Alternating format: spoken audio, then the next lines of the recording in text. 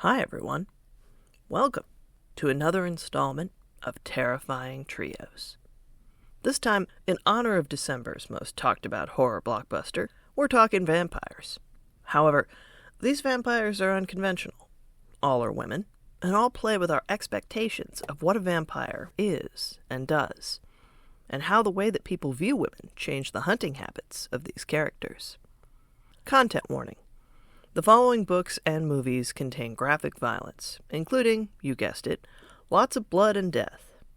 There are also depictions and/or discussions of sex, drug use, death, prostitution, and more. Viewer and reader discretion is advised. And as usual, spoilers ahead. Our first film this time is Abigail. Released in 2024, as the opening credits roll, we watch a young girl dancing in an empty theater. At the same time, we follow a group of people who, after the girl is picked up, follow her to her stately home. The girl's name is Abigail, and the 6 adults we meet plan to kidnap her and hold her for ransom. And at first, the plan works perfectly. The team's hacker disables the security system, part of the group gets inside, retrieves the frightened girl, and after she is rendered unconscious via an injection, the getaway driver speeds away in a van, now containing 7 people. They quickly make their way to Wilhelm Manor, a secluded estate where they'll be far from prying eyes and ears. Lambert, the mastermind of this caper, explains that they are not to use their real names, ever, and instead gives everyone a nickname based on the original members of the Rat Pack. Joey, Frank, Dean, Sammy, Rickles, and Peter agree with this precaution, and Lambert leaves, promising that the group will split the $50 million ransom after guarding Abigail for 24 hours. At first, most of the group is happy to just kick back, have a few drinks, and celebrate their imminent success. However, Joey, a former army medic, reads the room. Sammy is a young woman rebelling against her wealthy family by committing financial crimes. Rickles is a former Marine. Peter is a mob enforcer who isn't the sharpest knife in the drawer. Dean wants to make a name for himself, by any means necessary, and Frank is a former cop turned criminal. Everyone wants the money, sure.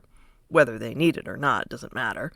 Either they'll be rich or gain the reputation boost they crave by the end of this job. Of course, things like this are rarely so simple. Joey goes to check on Abigail. It turns out that she has a son about the same age. Joey promises that Abigail won't be hurt, but Abigail insists that her father doesn't care about her and won't pay the ransom. Then she apologizes for what's about to happen. This worries Joey, who believes that Abigail is telling at least part of the truth. Frank, though initially skeptical, goes to Abigail's room and angrily insists that she reveal who her father is. She tells him. It's a man named Christophe Lazar. As soon as Frank tells the rest of the group this piece of information, some of them want to quit the team immediately. Those with any kind of knowledge of underworld politics know that Lazar is rich and powerful, and that they've unwittingly done something extremely dangerous in kidnapping his daughter. However, when Rickles tries to leave, shutters and gates descend over the windows and doors. The group is trapped inside the mansion. It's at this point that I'm going to say that if you've seen the trailer for this film, you know why I'm not describing Abigail as a scared child. Yes, she pretends to be just that, but she is, of course, a vampire, and an old one at that. She is skilled at using how she looks to feed on unsuspecting people, or, as is the case here, kill those who have in some way wronged her father. First, she goes after Dean, who I almost didn't describe at all. Yes, he's an idiot, and yes, he dies first in this heist movie that's actually a horror movie. Sammy finds him in the kitchen, after his head has been removed from his body. Of course, the rest of the group still thinks they're in a heist movie, so they think someone has double-crossed them. Joey and Rickles talk outside Abigail's room. She's very good at saying things that raise the suspicions of her captors, and the pair of former enlisted decide to take out the rest of the group before anyone else dies. Then Rickles is killed. Joey, at this point, is pretty sure that Frank is behind all this, but then Sammy, Frank, Peter, and Joey all see Abigail for what she really is. Though bullets slow her down, they can't kill her. And now it's clear that she isn't a hostage trapped inside the old mansion with them. They're trapped inside with her. So, reluctantly, the group considers what they know about vampires. No one is thrilled to admit that that's what's going on, but when you see an apparently immortal child baring her razor-sharp teeth at you, you aren't left with a lot of other options. The humor of this film is something I really enjoyed, because it's the little things that keep what's otherwise a claustrophobic bloodbath fun. Sammy grabs onions from the kitchen instead of garlic. Peter is constantly misunderstanding things. Joey, much to her chagrin, is lectured at one point by a bleeding Frank. He tells her that she needs to stop making excuses and just be there for her kid. These people know they can't trust each other, but they form an uneasy truce long enough to trap Abigail, who explains that they were hired specifically because each one has done something to wrong her father, and because of this, she will kill them before 24 hours have elapsed. It turns out Lazar has a legendary, mysterious enforcer who kills anyone who gets in the crime boss's way. This is, of course, Abigail. By morning, Sammy is relieved to see that though Abigail bit her the previous night, she can still stand in sunlight. This is down in the library, which the group thinks they can break out of.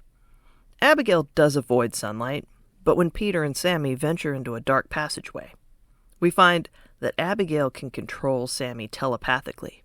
She kills Peter, then goes after the surviving two humans before Joey turns a mirror her way, reflecting a beam of sunlight at Sammy, which causes her to explode, sending blood and gore flying everywhere. At this point, we hear Abigail laughing in the distance. By now, Joey just wants to get out of the murder mansion and see her son again. But there's a problem.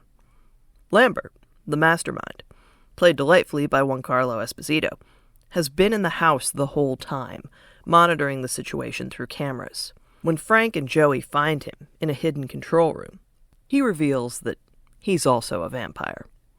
Lambert offers to make Frank a vampire too, so they can challenge Lazar's leadership. Frank accepts, then promptly kills Lambert before going after Joey, who is saved by Abigail. She is attacked by Frank, and he drains most of her blood. Though Abigail and Joey are both wounded, they work together to fight Frank, who wants to kill them both and escape, and to do so, he bites Joey. He then orders her to kill Abigail, and she moves to do it, but she's only pretending to be in his thrall. It turns out that you don't get all the cool vampire powers right away, and together, Abigail and Joey kill Frank. It's at this point, just as Joey moves to leave, that Christophe Lazar arrives. Though he moves to kill Joey, Abigail angrily points out that Joey was there for her when her father wasn't. The Lazar is clearly annoyed by this observation, saying that I was here when you needed me. He spares Joey, and Abigail tells the surviving human to go see her son, echoing Frank's sentiment that she really just needs to show up. Joey gets into the getaway van and drives away, presumably planning to shower off all the blood and treat her injuries before visiting her son. I really enjoyed this film, and not just because we don't see nearly enough unhinged vampire children in horror movies. The cast was charismatic, the scares were satisfying, and the fact that you almost certainly go into this tale knowing that Abigail is a vampire doesn't actually spoil things at all. It's not a plot twist that needs to be kept secret for maximum impact, but rather a fun twist that's only a twist for the human characters in the movie. The audience knows what's coming, and Abigail's killing spree is entertaining when it arrives. I give this film 5 corpses out of 6. Our next film is A Girl Walks Home Alone at Night. Released in 2014 and written and directed by Anna Lily Amirpour. In this black and white movie, which was celebrated as the first Iranian vampire film, we first meet Arash, a young man who's worked hard to buy a beautiful car, while also supporting his widowed father, Hossein, who struggles with addiction. They live in a place called Bad City, and oil rigs pumping riches out of the ground are just one of several kinds of vampirism that are central to the plot. After the opening credits, a montage of Arash driving home with his cat in tow. Arash's father's drug dealer, Saeed, comes to their home and demands payment, taking Arash's car keys. Arash runs outside to confront Saeed, but he's already driving away. and an angry Arash punches the nearest wall, hurting his hand. Next we follow Arash to work. He has a job doing various groundskeeping and household tasks for a wealthy family, and the adult daughter, Shada, calls him upstairs one day to fix her TV. While she's on the phone, Arash takes a pair of diamond earrings, planning to use them to get his car back from Saeed. By this time, Saeed, who is also a pimp, has threatened Ati, a prostitute who he takes money from, after being startled while the pair are in Arash's car the next night. It's at this point that he meets the young woman he saw from the car. She wears a traditional garment known as a chador, and Saeed, recovering from his earlier nerves at her unexpected appearance, tells the woman to come back to his place. It's nighttime, and the woman has been following him, but she never says anything in favor or against this idea. She just walks behind Saeed, and when they reach his home, he plays music and dances, showing off a bit, before sticking his finger into the woman's mouth. She then bites off his finger and shows her fangs. She's a vampire, and she quickly kills Saeed and drinks his blood. The woman and Arash see each other as she leaves Saeed's home. Inside, Arash finds Saeed's body, so he takes back his car keys, and also takes a briefcase containing drugs and money. Now able to quit his job and see a doctor about his injured hand, he runs into Shada at a costume party. Wearing a cape he made himself, Arash is dressed as a vampire, and he sells drugs to Shada and her friend. Shada rebuffs Arash's romantic overture, but by this time, he's already taken ecstasy at her request, and soon he finds himself wandering in a part of town he doesn't know. While this is happening, the woman in the chador threatens a young boy. She asks him if he's been good, and that she'll know if he's lying. He eventually runs away, and the woman takes his skateboard. This is how she finds Arash. She's gliding down a suburban street, the chador making it look like she's floating, and she finds the young man dressed in a cape, still under the influence of the ecstasy he took at the party and transfixed by the glow of a streetlight. The woman ends up pulling the lost Arash back to her home by having him sit on the skateboard. They listen to music together, and though Arash is clearly infatuated, the woman resists the urge to drink his blood. When Arash goes home and speaks to his father, who is sober but struggling to resist the pull of heroin, he admits that he's met someone, and he really likes her, though he doesn't know her well yet. That night, they meet beside the oil rigs, and she turns down his offer of a hamburger, what with her being a vampire and all, though she doesn't say that. She tells Arash that he doesn't know the things she's done, and he agrees, but he's still captivated, and he ends up giving her the earrings he took from Shada's house. At the woman's request, he pierces her ears, but then she disappears into the night. The woman next follows Ati home, paying her the money that Saeed took before the woman killed him. Ati and the woman talk about the nature of desire and what a lack thereof means in life. Meanwhile, Hossein is still dealing with the symptoms of heroin withdrawal. When he mistakes Arash's cat for his deceased wife, Arash has finally had enough, and he tells Hossein to take the cat and go, along with the heroin he took from the dead Saeed. So, Hossein goes to Ati and forces her to take heroin with him. The woman appears then and kills Hossein, drinking his blood as Ati watches in horror. They do, however, work together to dispose of his body in an alleyway. Then the woman takes the cat and presumably goes home. The next night, Arash is determined to leave Bad City, and he goes to the woman's apartment to ask her to come with him. She agrees and quickly packs a few things. But then Arash sees the cat. By this time, he's also seen his father's body, and the boy that the woman in the chador threatened earlier in the movie saw her with Ati, dumping the corpse. As Arash, the woman, and the cat drive into the night, at one point, Arash stops the car and gets out, pacing in view of the headlights. He's clearly conflicted. He knows that the woman was involved in his father's death. But then he gets back in his car, pops in a tape, and he and the woman share a look. Both have done what they've had to survive. Maybe together they can have a different, possibly happier existence.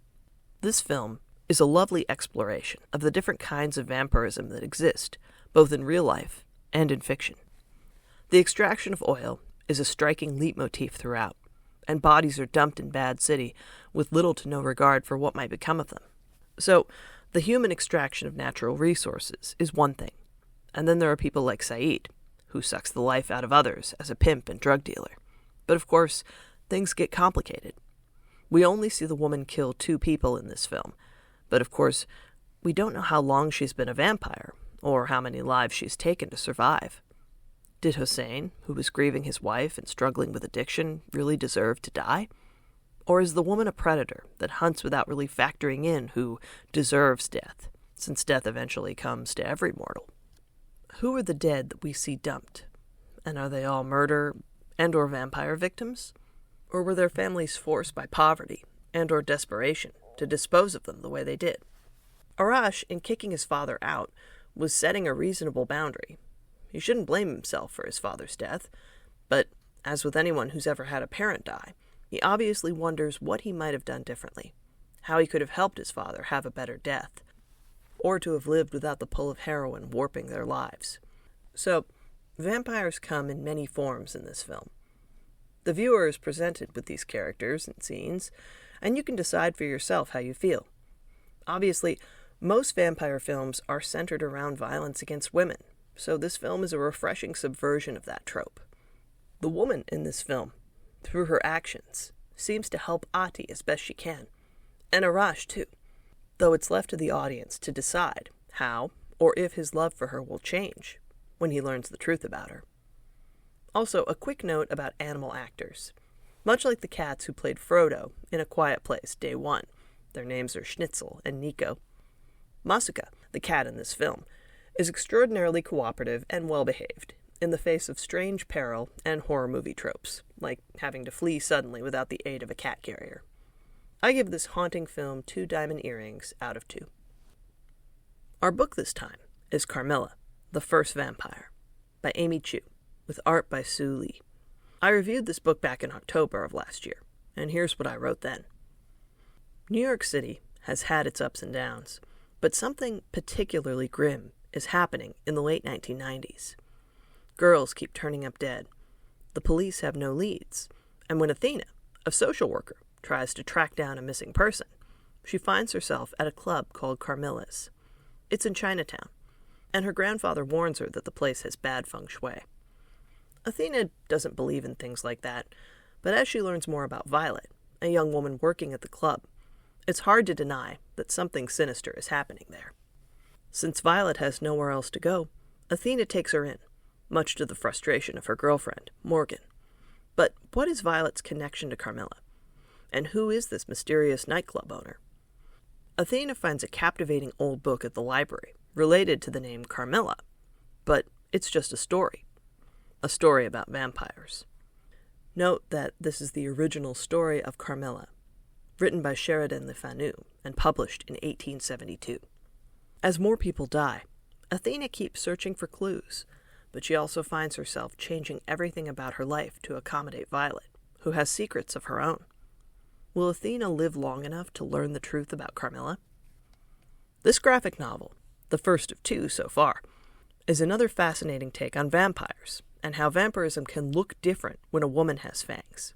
However, by definition, a vampire needs to feed to exist, and so the vampire of this book does a great deal of violence to various people, and Athena struggles because she cares and wants to stop the deaths, but can't believe that there's truly something supernatural going on until confronted by Carmilla at the end of the book. This volume also touches on the fact that female sexuality, unless it caters to men's desires, is often treated with suspicion or hostility, typified here by the cop that Carmilla was blackmailing, and who had his own secrets about his sexuality. This graphic novel also explores how vampires look different across different cultures. And of course, by the end, Athena has discovered that her grandfather's stories are more than just Chinese folktales. The more I think about this graphic novel, the more I look forward to reading the next volume. In book 1, a lot of the horror comes from watching Athena change and in some ways destroy her life for Violet, and how the things that happen, though beginning from good intentions, lead to more death just the same.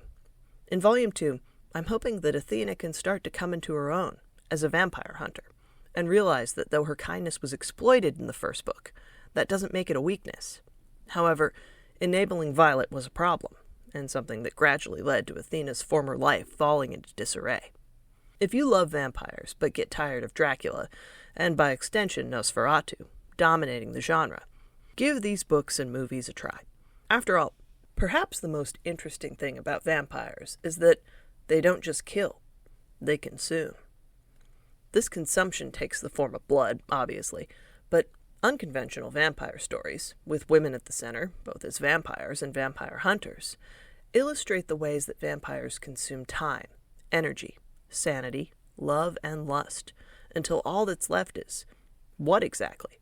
A desiccated corpse, an exhausted human struggling to recover from terrible trauma, or a new vampire. All of these options make for fascinating stories, and I'm looking forward to reading and watching more horror in 2025. Thanks for listening, and I'll be back again soon with another terrifying trio.